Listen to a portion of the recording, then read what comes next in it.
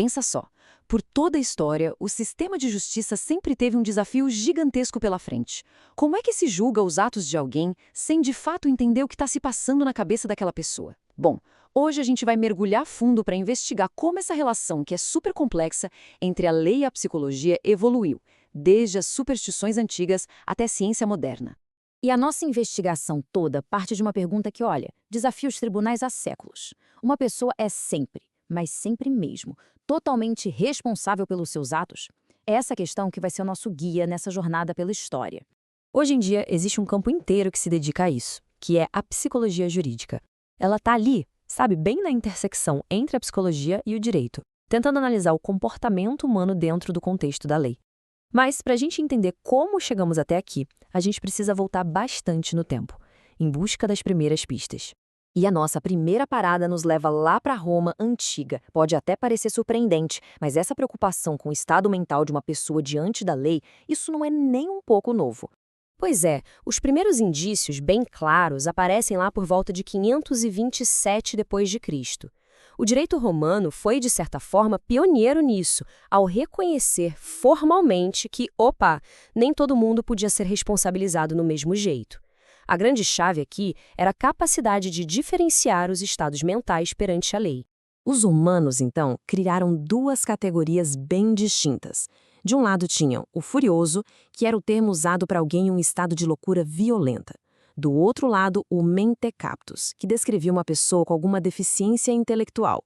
E o mais notável disso tudo é que, para a lei da época, ambos não eram vistos como criminosos, não. Eles eram vistos como legalmente incapazes, gente que precisava de proteção. Mas essa clareza que a gente viu no começo não durou muito. A história estava prestes a tomar um rumo bem mais sombrio, um momento em que a razão seria totalmente ofuscada pela superstição. O que aconteceu foi que, durante a Idade Média, aquela linha que separava doença mental de culpa moral, ela simplesmente sumiu. A loucura passou a ser vista como um sinal de possessão demoníaca, de feitiçaria, e isso, claro, mudou radicalmente o jeito que a lei tratava essas pessoas. E as consequências dessa visão foram, assim, devastadoras. As punições se tornaram brutais, porque a justiça não queria mais entender. Ela queria punir o que era considerado um desvio moral, uma falha de caráter, e não uma condição de saúde como a gente entende hoje. Felizmente, a história continuou andando. E agora a gente chega num ponto de virada da nossa narrativa, quando a ciência e a medicina começaram a pouco reivindicar seu espaço dentro do tribunal, desafiando de frente a superstição. No século XVII, surge uma figura fundamental nesse processo, Paul Zacchias. Ele é considerado o pai da medicina legal, sabe? Foi o grande pioneiro em organizar e aplicar de forma sistemática o conhecimento da medicina para resolver questões da lei. A maior contribuição de Zacchias foi estabelecer a figura do perito.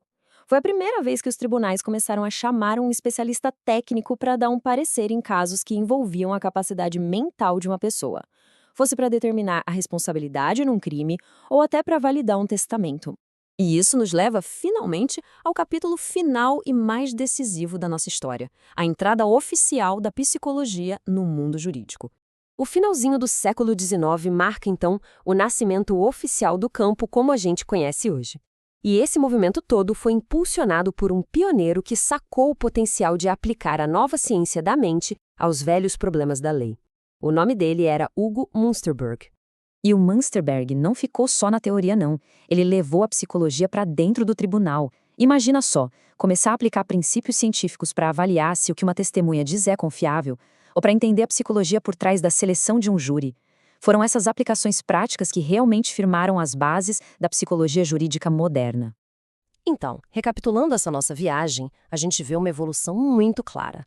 A gente partiu das primeiras distinções lá na Roma Antiga, atravessamos a escuridão da Idade Média, vimos a razão renascer com os peritos médicos e, finalmente, chegamos na formalização da psicologia jurídica no século XIX. Foi uma longa trajetória, da superstição até a investigação científica. E tudo isso nos traz de volta para o presente, mas com uma pergunta que aponta para o futuro. Se essa jornada histórica nos mostra alguma coisa, é que a definição de justiça nunca foi estática.